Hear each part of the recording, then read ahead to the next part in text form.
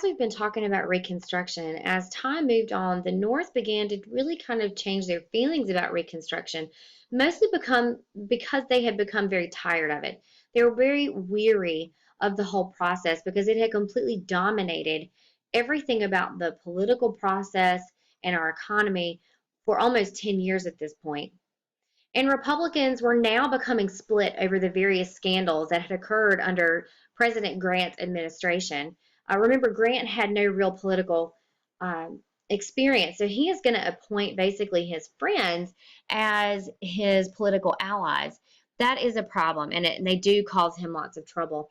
The credit mobilier scandal, which was a railroad scandal where government officials were fraudulently providing money to this particular company. You had the whiskey ring, which was a tax diversion scandal where government officials and whiskey distillers and distributors were defrauding the government. And then you have the Panic of 1873. This was where the economy was in a recession. And a recession is where the economy is not doing well. So remember that when the economy is not doing well, people are mainly concerned with their own financial standing, how they are doing financially, rather than focused on other political issues that are going on at the time. And radicals were slowly losing control over the South. Those radical Republican Reconstruction governments were beginning to lose that control and that grip that they had in the South. And by this point, remember, we are looking at almost 10 years of Reconstruction. That is a very long time to try to rebuild the South. The 1876 election is going to pit Samuel Tilden, who was a Democrat, against Rutherford B. Hayes, who was a Republican. There was no clear electoral winner. There were some disputed votes from the South that wind up all being given to Rutherford B. Hayes, the Republican candidate. And the Republican candidate, remember, is going to have more of that Northern support. When this happens, the South is furious. They once again felt like they had been left out of the political process. So Southern states began threatening secession again. They began threatening to secede from the Union. At this point, we have just come out of the Civil War where we have lost countless lives, spent countless money. We don't want to do that again. This is what is going to lead to the end of Reconstruction because they are going to come up with a compromise. So the Compromise of 1877, which is very important, which is as a result of the election of 1876, is going to give the Republican Rutherford B. Hayes the presidency. So that's what the North gets. While the South gets that Northern troops were withdrawn from the South. That's what they get. So those Northern troops, where they had divided the South into those 5 military districts, they are going to pull those troops out of the South. That is going to be key. Here's why. When troops are withdrawn from the South, Reconstruction is over. All of those changes that were brought about because the military was there enforcing those laws. When the military pulls out, there is no one there left who will enforce those laws the way they were meant to be enforced. That is what's going to make some big changes. This is what ends Reconstruction. So when you talk about the end of Reconstruction, you can talk about the 1876 election and the Compromise of 1877 because those are the things that directly led to the end of Reconstruction. And again, that was when those troops pulled out of the South. That's what really marks the end. Home rule is going to return to the South. That means Southerners were now in charge of governing themselves. They are going to put back some of those very same ideas and laws in place that were there that made the North so angry. They're going to put them right back into place. And again, the military wasn't there to enforce those new laws. So this is going to really change things. When Reconstruction is over, it changes things in the South once again. We're going to see black codes instituted again. Remember, those are those restrictions on blacks that are going to limit their civil liberties and their rights. We see the institution of Jim Crow laws, those laws that establish segregation or the separation of races. We see those almost immediately. The Ku Klux Klan is going to rise in power, and they are going to gain political power, they are going to gain economic power, and they are going to have social power. They were basically able to control Southern African Americans through mostly fear because they had that power, and not only was it just fear, but they followed through on many of the threats that they made. So this was going to be who was in control of the South.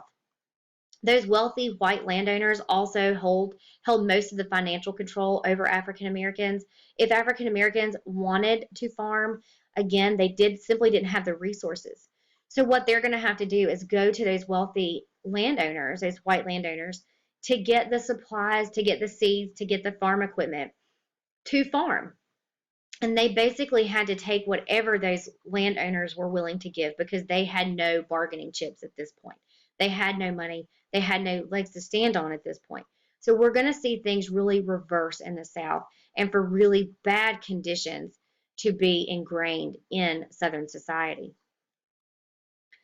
A sharp decline in freedoms. Whereas African Americans had been voting before this, they're no longer voting, once again, because nobody's there to enforce that. The Freedmen's Bureau, when it ended, there really weren't any major changes that were made. Maybe some of those in education were the most key. But voting isn't there. No one was there to protect African Americans, to allow them to vote and enforce the 15th Amendment. And they had no money either, which was a big problem because they could not get what they needed to survive, and they were forced to be dependent on whites in the South. White Southerners and those Southern leaders were also completely ignoring the 14th and 15th Amendments to the Constitution. Remember, the 14th Amendment is going to guarantee equal protection under the law for African Americans. It makes African Americans full citizens, while the 15th Amendment is going to guarantee the African American right of males to vote. So they are going to completely ignore this, and there's not going to be anybody there to fight for them to maintain those rights that they were given under the Constitution. The New South, this is what we refer to as the South after Reconstruction is over. When the Southern economy does recover, it is going to be better and stronger than it was before, mostly because it was just more diversified. It wasn't completely dependent on the farming of cotton. While agriculture still played a major role, we do start to see it diversify and bring in some other types of industry as well. And there is no more slavery, but we now have sharecropping. And sharecropping is where the most of African Americans and many white poor people were going to wind up in sharecropping. And they remained in sharecropping for generations. So it just kind of replaces slavery. There was more industry, more factories in the South, and this is when they start to come into the South. Again, part of that diversifying of our economy that we talked about.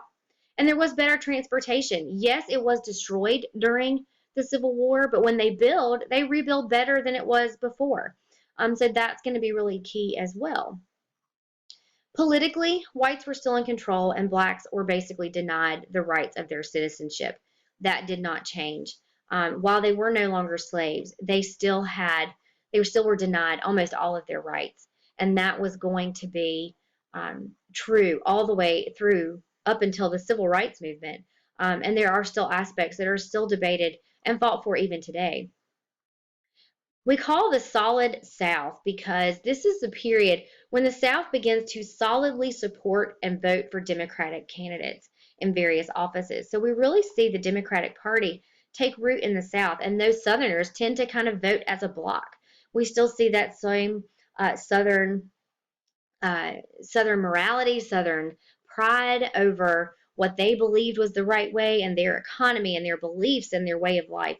So that solid South emerges after Reconstruction is over. Again, and we see that maintained all the way through probably the 1930s and 40s. And that doesn't really begin to shift until then. So from about the 1880s through then, the South is going to support mostly Democratic candidates.